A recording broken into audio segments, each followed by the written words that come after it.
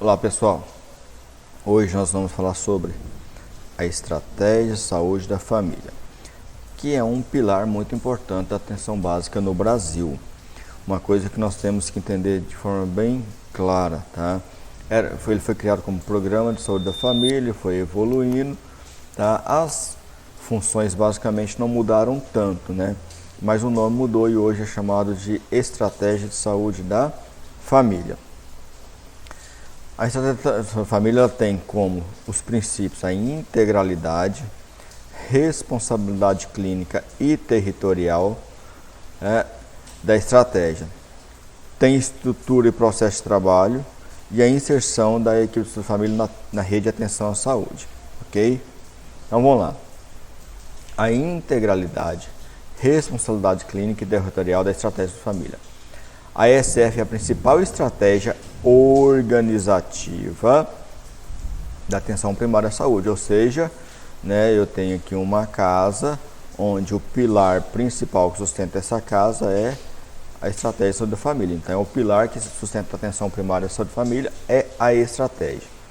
Ela tem uma abordagem holística. Holística significa que ela vê um problema de saúde do ponto de vista de todos os pontos, social e cultural, e não somente na saúde em si, do processo de saúde e doença. É uma integração interdisciplinar, ou seja, é a estratégia formada por profissionais de áreas diferentes da saúde e intersetorial, porque vários problemas de saúde são resolvidos definitivamente com outras ações que não são de saúde, como por exemplo educação, saneamento básico, geração de renda e assim por diante. Tem uma forte relação médico-paciente, porque a partir do momento que eu tenho um médico que vai na casa da minha família, que conhece a minha família, que acompanha a minha família, junto com toda a equipe, ali que cria um vínculo muito forte. E o uso de conhecimentos e ferramentas cientificamente embasadas. Por que nós utilizamos de forma cientificamente embasada? É porque é a partir das questões científicas é que nós vamos criar ações que realmente vão gerar efeito positivo na minha população. Se eu criar de forma empírica, eu posso criar ações que não vai gerar efeito e não vai resolver o problema. Cientificamente comprovado, ela já foi testada e eu sei quais são os problemas, quais são os defeitos, mas principalmente quais as melhores formas de lidar com aquele problema. Tenho ênfase na promoção da saúde e prevenção de doença. ênfase, tá? Mas aqui nós temos que entender que tem o princípio da integralidade. Ela trabalha com a promoção, para trabalhar com a população mostrando o quanto é bom ser saudável, com ações de preventivas, onde evita que a população fique doente, protetiva, afastando essa população dos fatores de risco, de recuperação do dano à saúde, uma vez esse dano instalado, e de reabilitação quando for necessário. Cria ações de diagnóstico precoce de agravos da doença, onde, por meio de várias técnicas de screening ou por técnicas de diagnóstico precoce, você consegue detectar doenças logo no início e o tratamento ser mais eficaz e mais barato.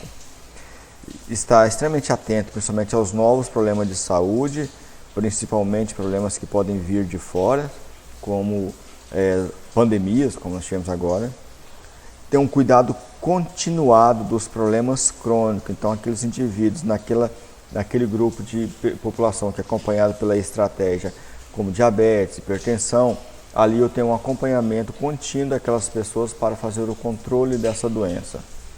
E prevenção oportuna, ou seja, eu sempre vou estar atento na possibilidade de afastar essas pessoas expostas ao risco, principalmente por meio de técnicas diagnósticos de screening, que são as triagens. Então, a APS, a Atenção Primária de Saúde, constitui-se com a qualidade por meio da presença de profissionais responsáveis e comprometidos perante a comunidade. Isso aqui é uma coisa interessante. Eu ouço muito profissionais reclamando que recebem pouco para trabalhar na estratégia de saúde da família. Concordo, acho que deveriam receber mais, acho que deveria ter mais visibilidade, acho que deveria ter mais reconhecimento. No entanto, a partir do momento que eu assumo a responsabilidade de um serviço, ganhando pouco ou não, eu tenho que tratar aquele serviço com seriedade, com responsabilidade, porque a comunidade ela está ali apostando em mim, ela está confiando em mim. A relação entre eles deve ser pautada pelo respeito, o respeito de ambas as partes, pela coerência da prática clínica, né, principalmente preceitos éticos, pela confiança mútua e por condições facilitadas de acessibilidade. A confiança mútua você só vai conseguir do paciente se você tiver resolubilidade, carinho e respeito por ele. E a condições facilitadas é criar primeiro uma unidade onde as pessoas tenham acesso facilitado. E para aquelas pessoas que têm dificuldade de mobilidade, criar condições de que ou elas vão de uma forma mais fácil para a unidade ou vocês vão até a casa das pessoas.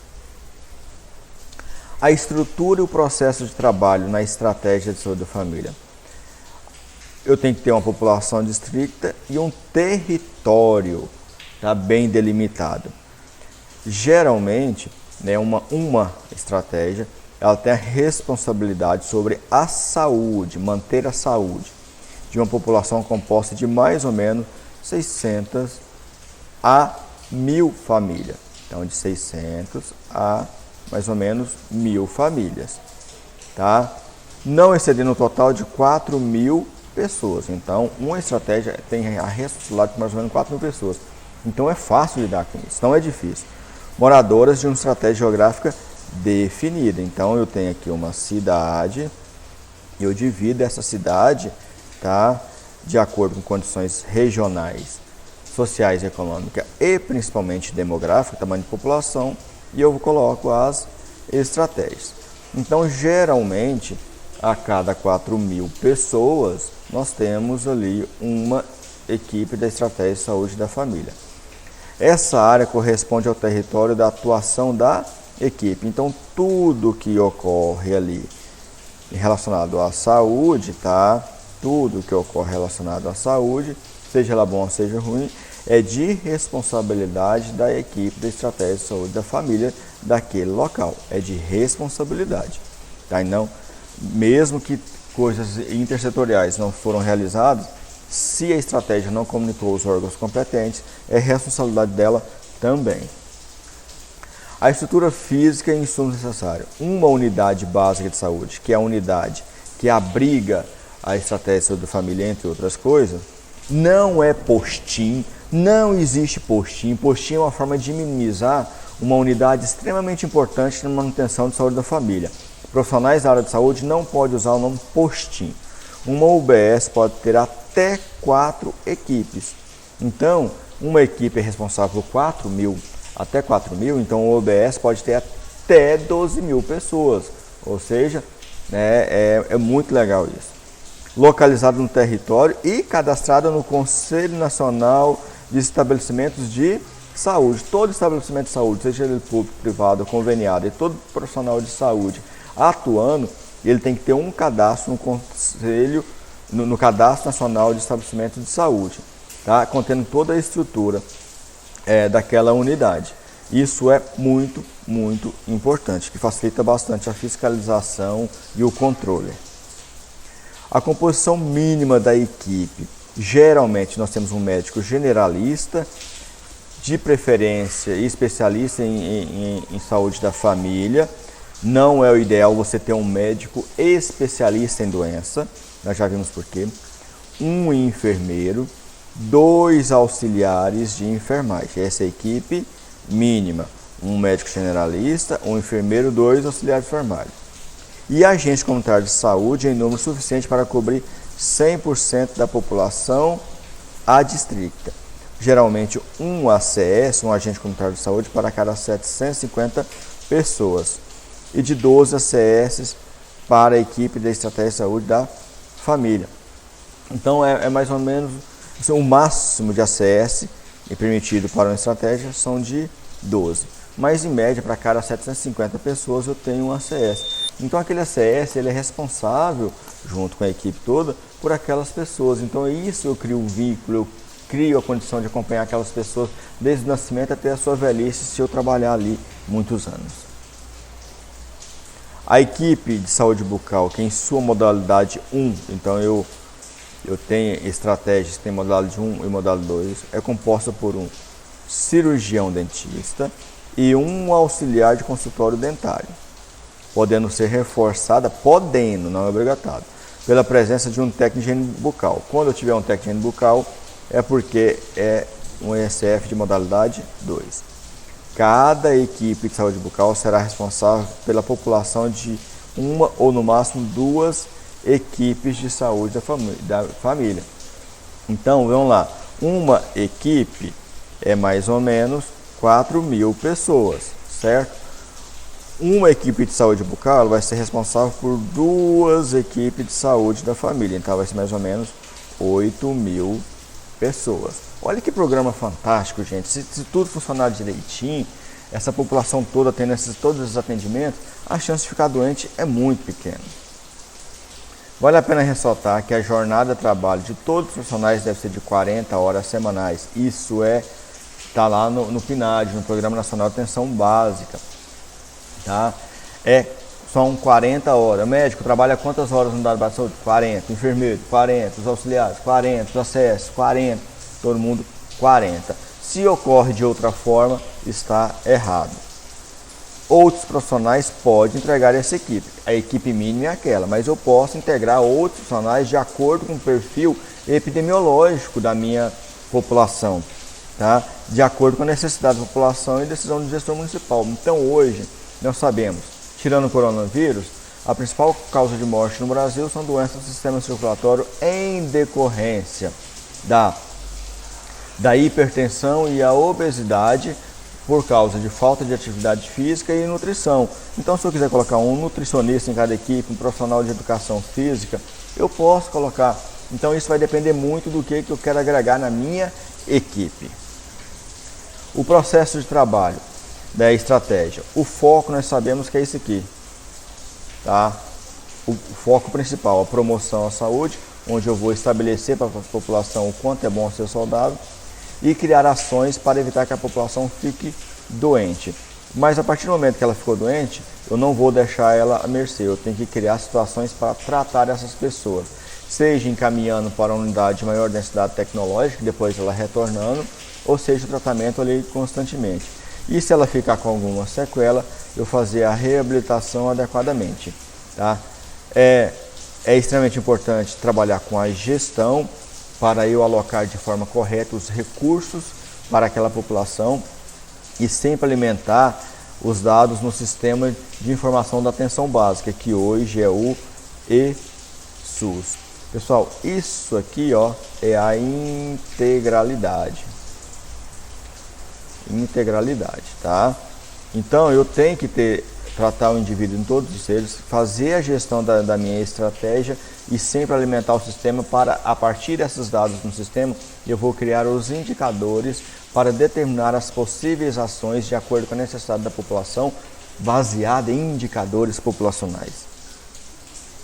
A inserção da equipe de saúde de família na rede de atenção à saúde. Nós sabemos que o ideal é que as unidades básicas de saúde, elas funcionam em rede, com unidades secundárias e com unidades terciárias, mantendo a regulação e a contra-regulação, ou seja, referência e contra-referência.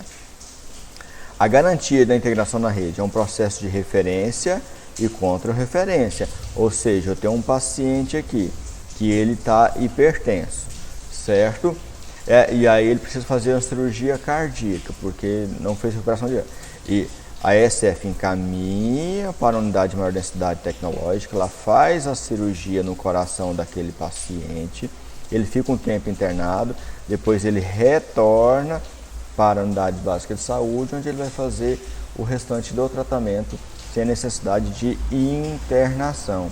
A mesma coisa para exames laboratoriais e assim por diante. Ele vai ter um prontuário único, isso é fundamental. Com isso, eu acabo com a fragmentação do sistema de saúde e eu entendo o paciente fazendo parte de um sistema e não um paciente apenas de um único local. E o papel das unidades de urgência e emergência em relação à ESF, onde eu vou ter que observar Tá? Quais são as ações de urgência e emergência que a unidade básica de saúde não dá conta, para que as urgências e emergência consigam resolver aquilo ali? Lembrando que boa parte das urgências e emergências são unidades de as UPAs, os CAIs, os CIAMES, tá? A boa parte desses locais, uma boa parte dos pacientes que procuram esses locais eram pacientes de UBS, que facilmente seria resolvido ali no UBS. Então eu tenho essas unidades extremamente sobrecarregadas, elas são unidades caras, e por ela estar sobrecarregada eu não consigo resolver o problema das pessoas, sendo que a maioria desses problemas poderia ser resolvido na unidade básica de saúde. Mas por que essas pessoas estão vindo aqui? É porque na unidade básica de saúde não estão resolvendo o problema daquelas pessoas, então ela não tem o que? A confiança, não tem o vínculo. O processo de referência e contra-referência. A integração das equipes da estratégia de família na rede de atenção é uma condição essencial para que as equipes possam exercer seu papel de responsabilização sanitária mediante a população de um território e área.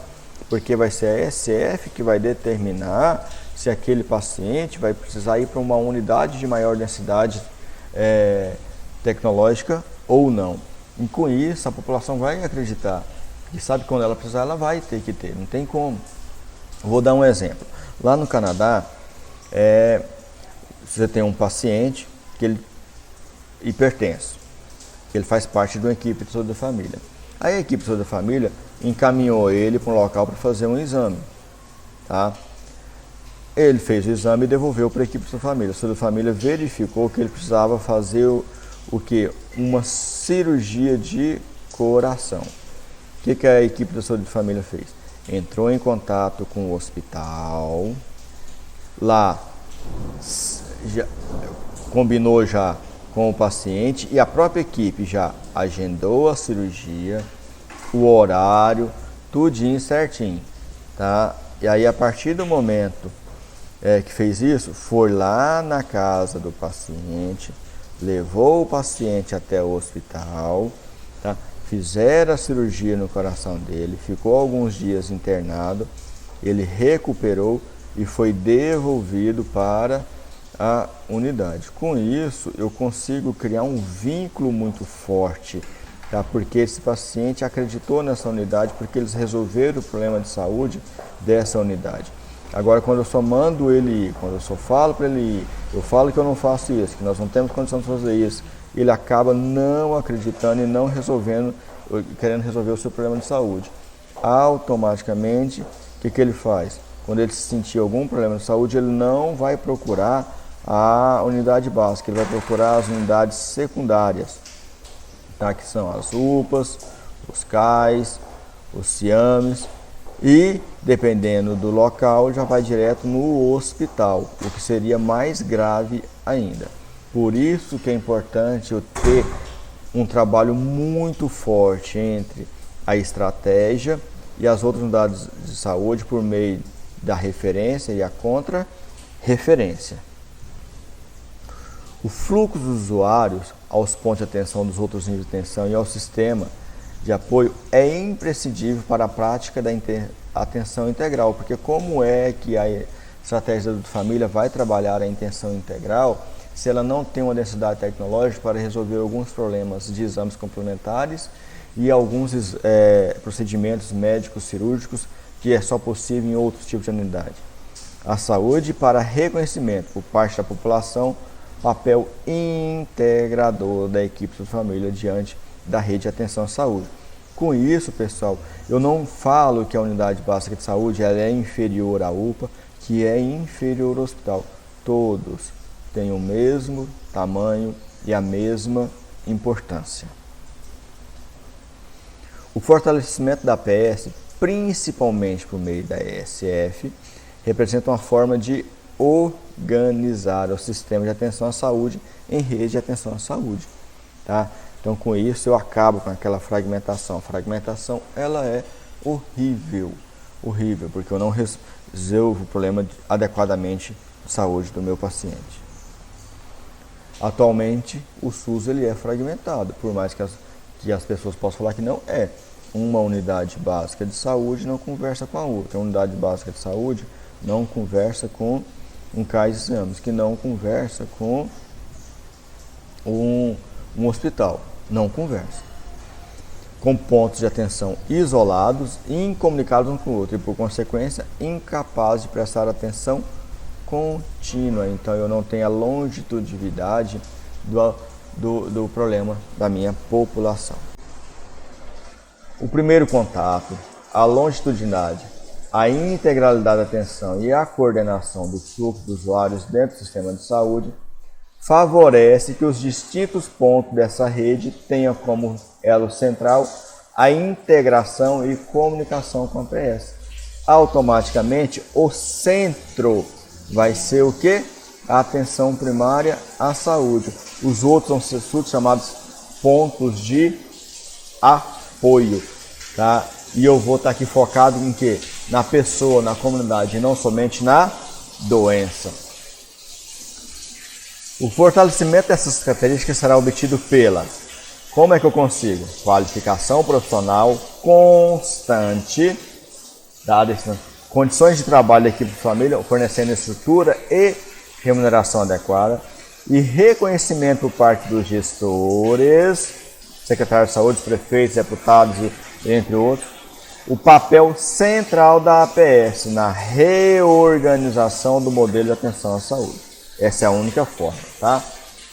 Além disso, de um processo formativo de monitoramento, ou seja, fiscalização. E as pessoas não gostam de fiscalizada, mas tem que ter fiscalização. E a avaliação constante de todas as ações tem que ser feita na APS, que favorecem o reconhecimento por parte dos gestores e pelos profissionais de diversos pontos de atenção à saúde da população. E qual é o papel das unidades de urgência e emergência em relação a SF?